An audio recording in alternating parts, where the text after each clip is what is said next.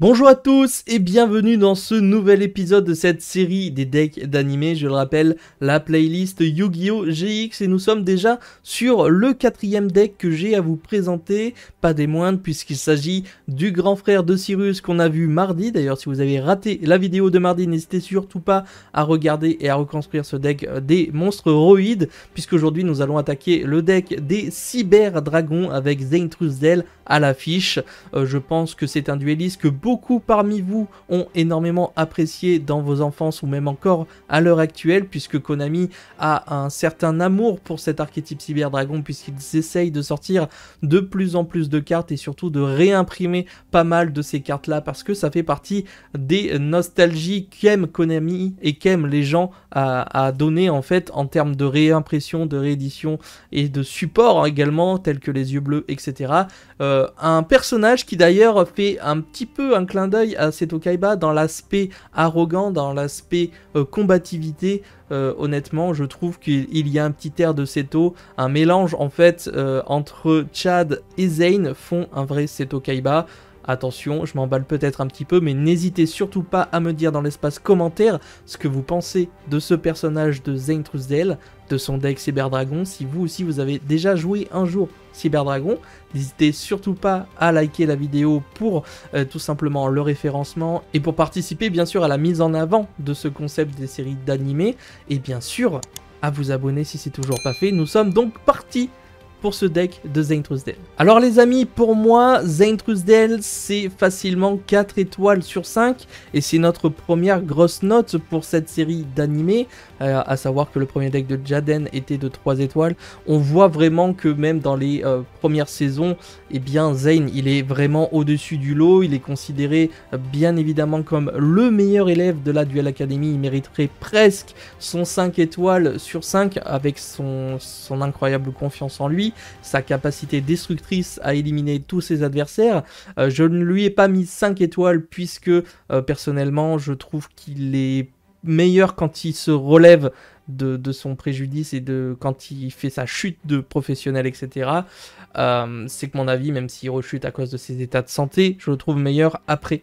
Là je le trouve trop arrogant et peut-être pas assez de cœur tout simplement en lame des cartes, etc. Donc 4 étoiles sur 5, ça me paraît être une excellente note pour Zane, à savoir que c'est vraiment le dueliste de ces 2 premières saisons, puisque bien sûr son deck sera issu des 2 premières saisons, donc son passage en professionnel, etc.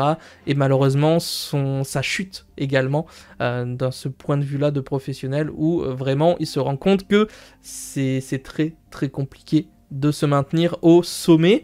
Et bien sûr, au niveau de son budget, vous pourrez reconstruire son deck pour la modique somme de moins de 20 €. Alors attention, ce sont des sommes approximatives. Il y a énormément de réimpressions de cartes Cyber Dragon, etc.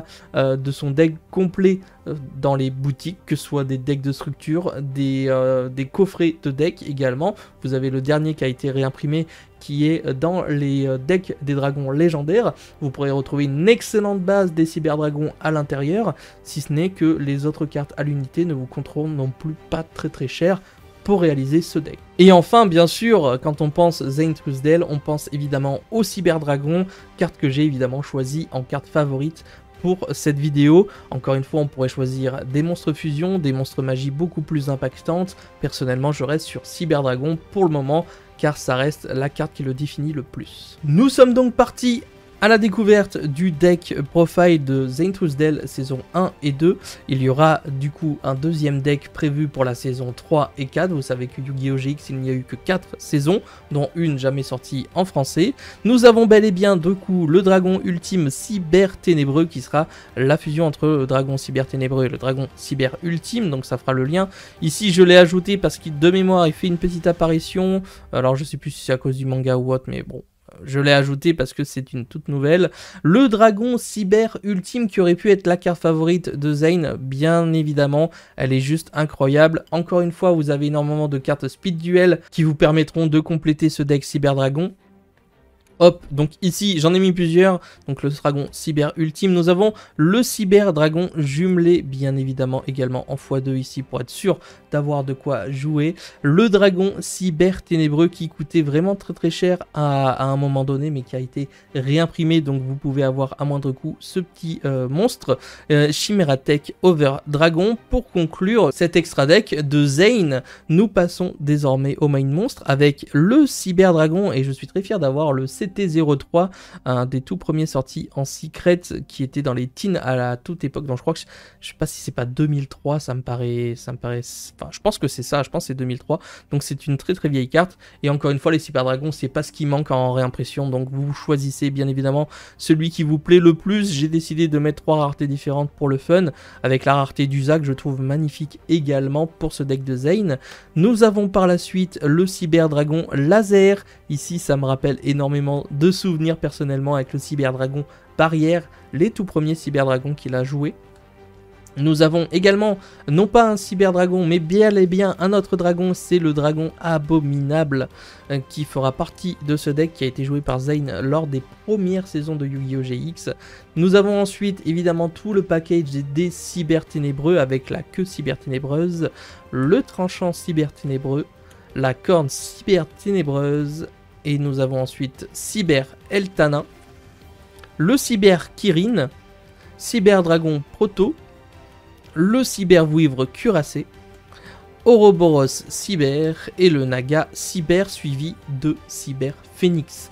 Il faut savoir que malheureusement dans les 2 premières saisons, au final on se rend compte que Zane il joue pas énormément de duels dans beaucoup de personnages, on voit énormément Jaden, mais on voit pas énormément Zane, ce qui fait que c'est plus ou moins toujours les mêmes cartes qui jouent, il n'y a pas énormément de diversité dans son deck.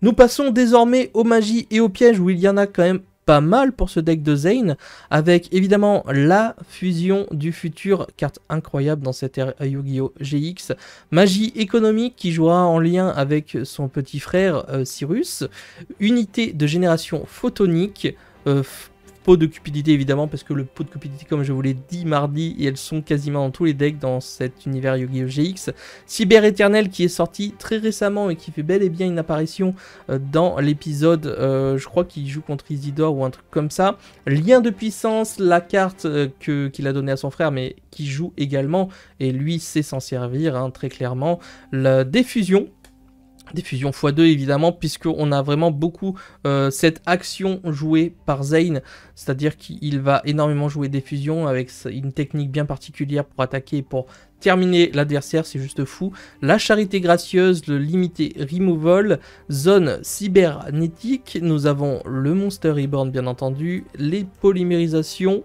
donc ça évidemment x2 à chaque fois, mais on peut les jouer x3 si vous préférez. Explosion dimensionnelle, explosion d'évolution, capsule d'une autre dimension, vous voyez quand même que c'est des cartes qui ne vous coûteront quasiment rien, aide à la fusion cybernétique. Typhon d'espace mystique, charge de l'âme. Nous avons ensuite fusion dimensionnelle. Attention à cette petite carte, je l'avais complètement oubliée pour le budget. Elle peut vous coûter 15-20 € actuellement en espérant qu'elle soit réimprimée. Voilà, vous devez malheureusement l'ajouter au budget. Je l'avais complètement oubliée. J'espère qu'elle est un petit peu moins chère actuellement. Mais c'est vraiment une carte qui peut vous plomber le budget. À vous de savoir si oui ou non d'ailleurs vous voulez l'ajouter dans ce deck. Je la trouve quand même assez importante. Nous avons ensuite l'impact cyber ténébreux, fusion en surcharge, la fusion de combat qui jouera contre Jaden de mémoire. Et nous passons au piège avec le polarisateur de dommages, unité réflectrice d'attaque, retourne âme, le mur de puissance. Nous avons le choix de la reconnaissance qui a été créé très récemment dans Brawl par Konami, et ça fait extrêmement plaisir, une carte qu'il a jouée lors d'un épisode dans cette saison. Technologie cybernétique secrète, brouilleur de pièges, et pour terminer ce deck de Zane, nous avons garde de fusion qui sera là pour annuler des effets de dommages Donc ça c'est plutôt sympa, mais extrêmement situationnel. Et voilà les amis pour ce deck de Zane Truesdale, j'espère que cette decklist vous aura fait plaisir et vous aura replongé en enfance. On est sur un retour bien entendu des cyberdragons et d'un dueliste extrêmement badass, obscur lors de ses 2 premières saisons également, et qui a le cœur très lourd de vengeance, de haine, où on ne sait pas trop ce qui lui arrive, il est aigri, il est pas très bien, mais par contre ça reste un des duellistes les plus puissants de l'univers Yu-Gi-Oh! GX. Et j'oserais même pas affronter Zane si il avait un deck 2024 aujourd'hui, ce serait terrifiant je pense. Donc attention, n'hésitez pas à me dire également ce que vous en avez pensé et quelle est la carte qui vous a le plus marqué dans cette decklist. J'espère vous voir encore plus nombreux, n'hésitez pas à parler autour de vous de ce concept de série d'animé parce qu'on est encore trop peu pour découvrir un format qui je pense est intéressant dans cet univers Yu-Gi-Oh d'animé, il n'y a pas que la méta. Donc n'hésitez pas à le faire savoir autour de vous, on n'oublie pas le petit like, l'abonnement, le petit commentaire, ça me ferait plaisir pour le référencement. Et je vous donne rendez-vous pour un prochain épisode de cette série. C'était Yamiro, ciao les potes.